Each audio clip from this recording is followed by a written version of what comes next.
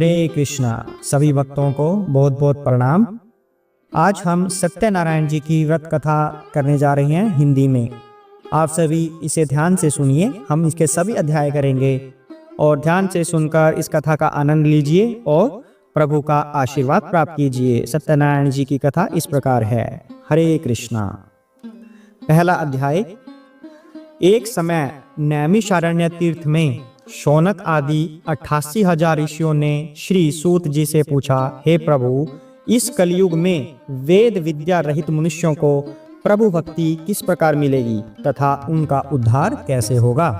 इसलिए हे मुनिश्रेष्ठ, कोई ऐसा तप कहिए जिससे थोड़े समय में पुण्य प्राप्त होवे तथा मनवांछित फल मिले। वह कथा सुनने की हमारी इच्छा है। सर्वशास्त्र ज्ञाता श्री सूत जी बोले, हे वैष्णवों में पूज्य, आप सबने सर्व प्राणियों के हित की बात पूछी है। अब मैं उस श्रेष्ठ व्रत को आप लोगों में कहूंगा जिस व्रत को नारद जी ने लक्ष्मी नारायण से पूछा था और श्री लक्ष्मीपति ने मुनि श्रेष्ठ नारद से कहा था, सो ध्यान से सुनो। एक समय योगीराज नारद जी दूसरों के हित की इच्छा से अनेक लोकों में घूमते हुए मृत्यु लोक में आ पहुंचे। वहां बहुत योनियों में जन्मे हुए प्राय सभी मनुष्यों को अपने कर्मों के द्वारा अनेकों दुखों से पीड़ित देखकर किस यत्न के करने से निश्चय ही इनके दुखों का नाश हो सकेगा, ऐसा मन में सोचकर विष्णु लोक को गए। वहां श्वेत वर्ण और 4 भुजाओं वाले देवों के ईश नारायण को, जिनके हाथों में शंख, चक्र, गदा और पद्म थे तथा बनमाला पहने हुए थे, देखकर स्तुति करने लगे। हे भगवान, आप अत्यंत शक्ति से संपन्न हैं। मन तथा वाणी भी आपको नहीं पा सकती। आपका आदि, मध्य और अंत नहीं, निर्गुण स्वरूप सृष्टि के आदि भूति व भक्तों के दुखों को नष्ट करने वाले हो, आपको मेरा नमस्कार है। नारद जी से इस प्रकार की स्तुति सुनकर विष्णु भगवान बोले कि हे मुनिश्रेष्ठ, आपके मन में क्या है? आपका यहाँ किस काम के लिए आगमन हुआ है? निसंकोच कहो। तब नारद मुनि बोले, मृत्यु लोक में सब मनुष्य जो अनेक योनियों में पैदा हुए हैं और अपने अपने कर्मों के द्वारा अनेक प्रकार के दुखों से दुखी हो रहे हैं, हे नाथ, मुझ पर दया रखते हो तो बतलाइए कि उन मनुष्यों के सब दुख थोड़े ही प्रयत्न से कैसे दूर हो सकते हैं।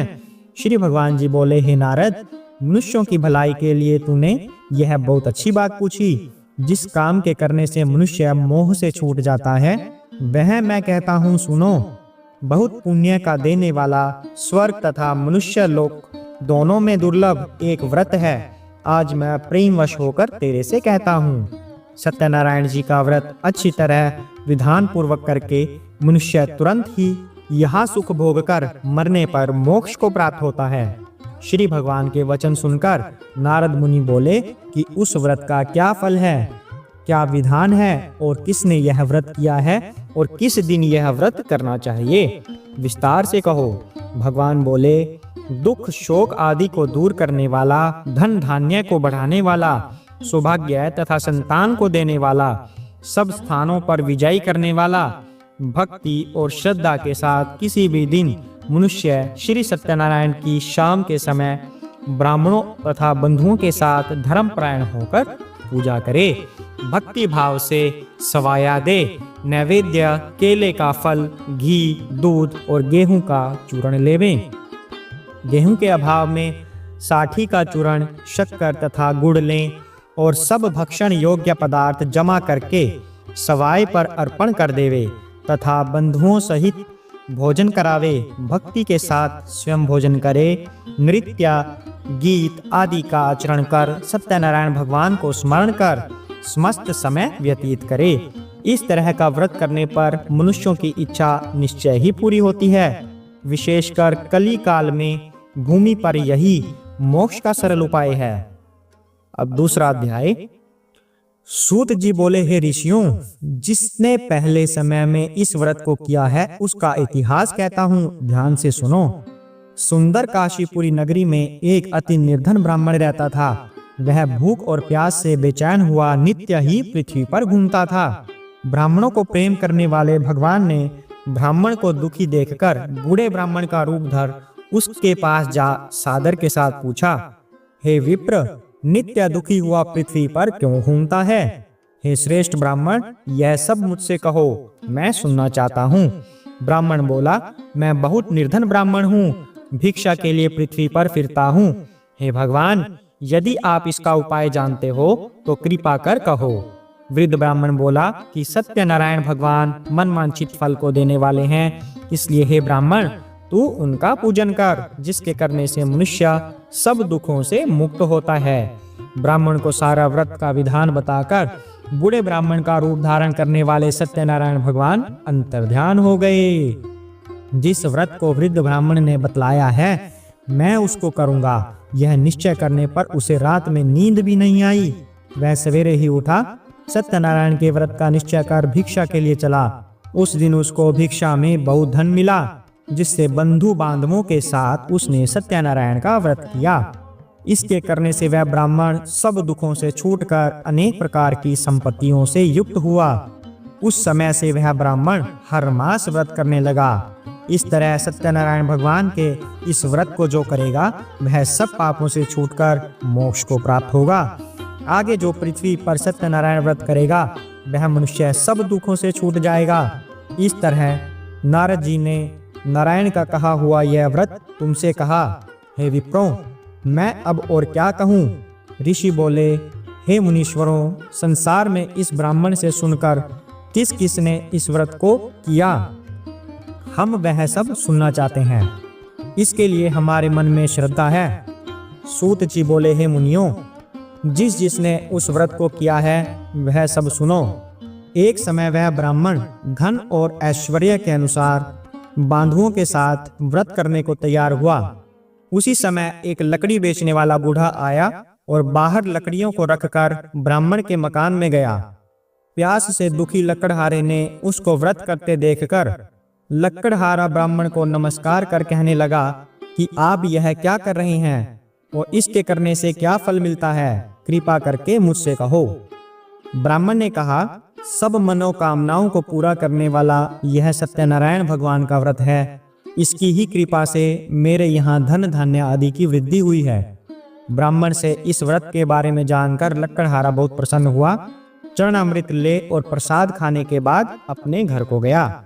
लकड़हारे ने मन में इस प्रकार का संकल्प किया कि आज ग्राम में लकड़ी बेचने से जो धन मुझे मिलेगा उसी से सत्यनारायण देव का उत्तम व्रत करूंगा। यह मन में विचार कर वह बूढ़ा ब्राह्मण लकड़ियां अपने सिर पर रखकर जिस नगर में धनवान लोग रहते थे वह ऐसे सुंदर नगर में गया। उस रोज वहां पर उसे उन लकड़ियों का दाम पहले दिनों से चौगुना मिला। तब वह बूढ़ा लकड़हारा दाम ले और अति प्रसन्न होकर पक्के केले की फली, शक्कर, घी, दूध और दही, गेहूं का आटा इत्यादि सत्यनारायण भगवान के व्रत की कुल सामग्रियों को लेकर अपने घर गया। फिर उसने सब अपने भाइयों को बुलाकर विधि के साथ भगवान जी का पूजन और व्रत किया। उस व्रत के प्रभाव से बूढ़ा लकड़हारा धन, पुत्र आदि से युक्त हुआ और संसार के समस्त सुख भोगकर वैकुंठ को चला गया। तीसरा अध्याय। सूत जी बोले, हे श्रेष्ठ मुनियों, अब आगे की कथा कहता हूँ, सुनो। पहले समय में उल्का मुख नाम का एक बुद्धिमान राजा था। वह सत्यवक्ता और जितेंद्रिय था। प्रतिदिन देवस्थानों को जाता तथा गरीबों को धन देकर उनके कष्ट दूर करता था।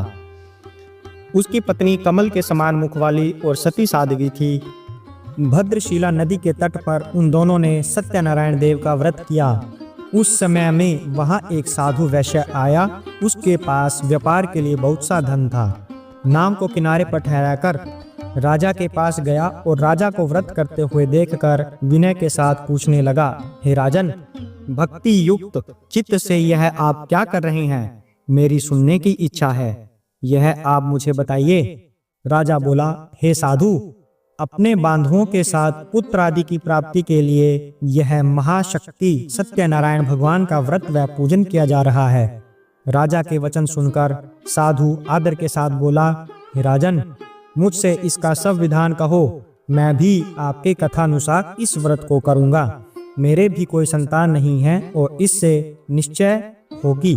राजा से सब विधान सुन व्यापार से निवृत्त हो वह आनंद के साथ घर गया। साधु ने अपनी स्त्री से संतान देने वाले उस व्रत का समाचार सुनाया और कहा कि जब मेरे संतान होगी तब मैं इस व्रत को करूंगा। साधु ने ऐसे वचन अपनी स्त्री लीलावती को कहे। एक दिन उसकी स्त्री लीलावती पति के साथ आनंदित हो सांसारिक धर्म में प्रवृत्त होकर सत्यनारायण भगवान की कृपा से गर्भवती हो गई तथा 10वें महीने में उसके एक सुंदर कन्या का जन्म हुआ। दिन दिन वह इस तरह बढ़ने लगी जैसे शुक्ल पक्ष का चंद्रमा बढ़ता है। कन्या का नाम कलावती रखा गया। तब लीलावती ने मीठे शब्दों में अपने पति से कहा कि आपने जो संकल्प किया हुआ था कि भगवान का व्रत करूंगा, अब आप उसे करिए। साधु बोले, हे प्रिय, इसके विवाह पर करूंगा। अपनी पत्नी को आश्वासन दे वह नगर को गया। कलावती पितृगृह में वृद्धि को प्राप्त हो गई। साधु ने जब नगर में सखियों के साथ अपनी पुत्री को देखा तो तुरंत ही दूत बुलाकर कहा कि पुत्री के वास्ते कोई सुयोग्य वर देख कर लाओ। साधु की आज्ञा पाकर दूत कंचन नगर पहुंचा और वहां पर बड़ी खोज कर और देखभाल कर लड़की के वास्ते सुयोग्य वाणिक पुत्र को ले आया। उस सुयोग्य लड़के को देखकर साधु ने अपने भाई बंधुओं सहित प्रसन्नचित्त अपनी पुत्री का विवाह उसके साथ कर दिया, किंतु दुर्भाग्य से विवाह के समय भी उस व्रत को करना भूल गया। तब श्री भगवान क्रोधित हो गए और श्राप दिया कि तुम्हें दारुण दुख प्राप्त होगा। अपने काम में कुशल साधु बनिया अपने जा माता सहित समुद्र के समीप रत्नपुर नगर पहुंचा और वहां दोनों ससुर जमाई चंद्रकेतु राजा के नगर में पहुंचे और व्यापार करने लगे। एक रोज भगवान सत्यनारायण की माया से प्रेरित कोई चोर राजा का धन चुराकर शीघ्र जा रहा था, किंतु पीछे से राजा के दूतों को आता देखकर चोर ने घबराकर भागते भागते धन को वहीं चुपचाप रख दिया जहां वह दोनों ससुर जमाई ठहरे हुए थे। तब दूतों ने उस साधु वैश्य के पास राजा के धन को रखा देखकर दोनों को बांध कर ले गए और प्रसन्नता से दौड़ते हुए राजा के समीप जाकर बोले, यह दो चोर हम पकड़ कर लाए हैं, देख कर आज्ञा दें। राजा की आज्ञा से उनको कठिन कारावास में डाल दिया और उनका धन राजा ने छीन लिया। उसी श्राप द्वारा उनकी पत्नी भी घर पर बहुत दुखी हुई और घर पर जो धन रखा था चोर चुरा कर ले गए। शारीरिक व मानसिक पीड़ा से, भूख प्यास से अति दुखित हो अन्न की चिंता में कलावती एक ब्राह्मण के घर गई। वहां उसने सत्यनारायण व्रत होते देखा। वहां उसने कथा सुनी तथा प्रसाद ग्रहण कर रात को घर आई। माता ने कलावती से कहा, हे पुत्री, दिन में कहाँ रही व तेरे मन में क्या है? कलावती बोली, हे माता, मैंने एक ब्राह्मण के घर सत्यनारायण का व्रत देखा है। कन्या के वचन सुनकर लीलावती भगवान के पूजन की तैयारी करने लगी। लीलावती ने परिवार और बंधुओं सहित भगवान का पूजन किया और यह वर मांगा कि मेरे पति और दामाद ही आ जावें और प्रार्थना की कि हम सबका अपराध क्षमा करो। सत्यनारायण भगवान इस व्रत से संतुष्ट हो गए और राजा चंद्रकेतु को स्वप्न में दिखाई दिए और कहा, हे राजन, दोनों बंदी वैश्य प्रातः ही छोड़ दो और उनका सब धन जो तुमने ग्रहण किया है दे दो, नहीं तो तेरा धन, राज्य, पुत्र आदि सब नष्ट कर दूंगा। राजा को ऐसा वचन कहकर भगवान अंतर्ध्यान हो गए। प्रातःकाल राजा चंद्रकेतु ने सभा में अपना स्वप्न सुनाया और दोनों वाणिक पुत्रों को कैद से मुक्त कर सभा में बुलाया। दोनों ने आते ही राजा को नमस्कार किया।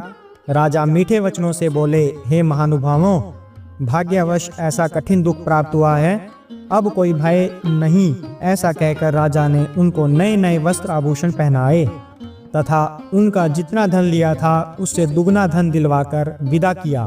दोनों वैश्य अपने घर को चल दिए। चौथा अध्याय। सूत जी बोले, वैश्य ने मंगलाचार करके यात्रा आरंभ की और अपने नगर को चला। उनके थोड़ी दूर पहुंचने पर दंडी वेशधारी सत्यनारायण भगवान ने उनसे पूछा, हे साधु, तेरी नाव में क्या है? अभिमानिक वणिक हंसता हुआ बोला, हे दंडी, आप क्यों पूछते हो? क्या धन लेने की इच्छा है? मेरी नाव में तो बेल और पत्ते आदि भरे हैं। वैश्य का कठोर वचन सुनकर भगवान ने कहा, तुम्हारा वचन सत्य हो। ऐसा कहकर दंडी वहां से चले गए और कुछ दूर जाकर समुद्र के किनारे बैठ गए। दंडी के जाने पर वैश्य ने नित्य क्रिया करने के बाद नाव को ऊंची उठी देखकर अचंबा किया। तथा नाव में बेल आदि देखकर मूर्छित हो जमीन पर गिर पड़ा। फिर मूर्छा खुलने पर बहुत शोक करने लगा। तब उसका दामाद बोला कि आप शोक न करें, यह दंडी का श्राप है, अतः उनकी शरण में चलना चाहिए, तभी हमारी मनोकामना पूरी होगी। दामाद के वचन सुन वह दंडी के पास पहुंचा, अत्यंत भक्ति भाव से नमस्कार करके बोला, मैंने जो आपसे असत्य वचन कहे थे उसको क्षमा करो। ऐसा कहकर महान शोकातुर हो रोने लगा। तब दंडी भगवान बोले, हे वणिक पुत्र, मेरी आज्ञा से बार बार तुम्हें दुख प्राप्त हुआ है, तू मेरी पूजा से विमुख हुआ है। साधु बोला, हे भगवान, आपकी माया से मोहित ब्रह्मा आदि भी आपके रूप को नहीं जानते, तब मैं अज्ञानी कैसे जान सकता हूँ। आप प्रसन्न होइए, मैं सामर्थ्य के अनुसार आपकी पूजा करूंगा। मेरी रक्षा करो और पहले के समान नौका में धन भर दो। उनके भक्ति युक्त वचन सुनकर भगवान प्रसन्न हो गए, उसकी इच्छा अनुसार वर देकर अंतर्ध्यान हो गए। तब उन्होंने नाव पर आकर देखा कि नाव धन से परिपूर्ण है। फिर वह भगवान सत्यदेव का पूजन कर साथियों सहित अपने नगर को चला। जब अपने नगर के निकट पहुंचा तब दूत को घर भेजा। दूत ने साधु के घर जा उसकी स्त्री को नमस्कार कर कहा कि साधु अपने दामाद सहित इस नगर के समीप आ गए हैं। ऐसा वचन सुन सती ने बड़े हर्ष के साथ सत्यदेव का पूजन कर पुत्री से कहा, मैं अपने पति के दर्शन को जाती हूँ, तू कार्य पूर्ण करके शीघ्र आना। माता के वचन सुनकर कलावती प्रसाद छोड़ पति के पास गई। प्रसाद की अवज्ञा के कारण सत्यदेव ने रुष्ट हो उनके पति को नाव सहित पानी में डुबा दिया। कलावती अपने पति को न देखकर रोती हुई जमीन पर गिर गई। इस तरह नौका को डूबा हुआ तथा कन्या को रोता देख साधु दुखित हो बोला, हे प्रभो, मुझसे या मेरे परिवार से जो भूल हुई उसे क्षमा करो। उसके दीन वचन सुनकर सत्यदेव प्रसन्न हो गए और आकाशवाणी हुई, हे साधु, तेरी कन्या मेरे प्रसाद को छोड़कर आई है, इसलिए इसका पति अदृश्य हुआ है। यदि वह घर जाकर प्रसाद खाकर लौटे तो इसे पति अवश्य मिलेगा। आकाशवाणी से ऐसा सुनकर कलावती ने घर पहुंचकर प्रसाद खाया। फिर उसने आकर अपने पति के दर्शन किए। तब वैश्य परिवार के सब लोग प्रसन्न हुए। फिर साधु ने बांधवों सहित सत्यदेव का विधि पूर्वक पूजन किया। उस दिन से हर पूर्णिमा व संक्रांति को सत्यनारायण का पूजन करने लगा। फिर इस लोक का सुख भोग कर स्वर्ग को चला गया। 5वां अध्याय। सूत जी बोले, हे ऋषियों, मैं और भी कथा कहता हूँ, सुनो। प्रजा पालन में लीन तुंगध्वज नाम का राजा था। उसने भी भगवान का प्रसाद त्याग कर बहुत दुख पाया। एक समय वन में जाकर पशुओं को मारकर बड़ के पेड़ के नीचे आया। उसने भक्ति भाव से ग्वालों को बांधवों सहित सत्यनारायण का पूजन करते देखा। राजा देखकर भी अभिमानवश न वहां गया और न नमस्कार किया। जब ग्वालों ने भगवान का प्रसाद उसके सामने रखा तो वह प्रसाद को त्याग कर अपनी सुंदर नगरी को चला गया। वहां उसने अपना सब कुछ नष्ट पाया तो वह जान गया कि यह सब भगवान ने किया है। तब वह विश्वास कर ग्वालों के समीप गया और विधि पूर्वक पूजन कर प्रसाद खाया तो सत्यदेव की कृपा से सब जैसा था वैसा हो गया तथा सुख भोग कर मरने पर स्वर्ग लोक को चला गया। जो मनुष्य इस परम दुर्लभ व्रत को करेगा, भगवान की कृपा से उसे धन धान्य की प्राप्ति होगी। निर्धन धनी होते हैं, बंदी बंधन से मुक्त होकर निर्भय हो जाता है, संतानहीनों को संतान प्राप्त होती है, सब मनोरथ पूर्ण होकर अंत में वैकुंठ धाम को जाता है। जिन्होंने पहले इस व्रत को किया है उसके दूसरे जन्म की कथा कहता हूँ। वृद्ध शतानंद ने ब्राह्मण सुदामा का जन्म लेकर मोक्ष को पाया। उल्का मुख नाम का राजा दशरथ होकर वैकुंठ को प्राप्त हुआ। साधु नाम के वैश्य ने मोरध्वज बनकर अपने पुत्र को आरे से चीरकर मोक्ष प्राप्त किया।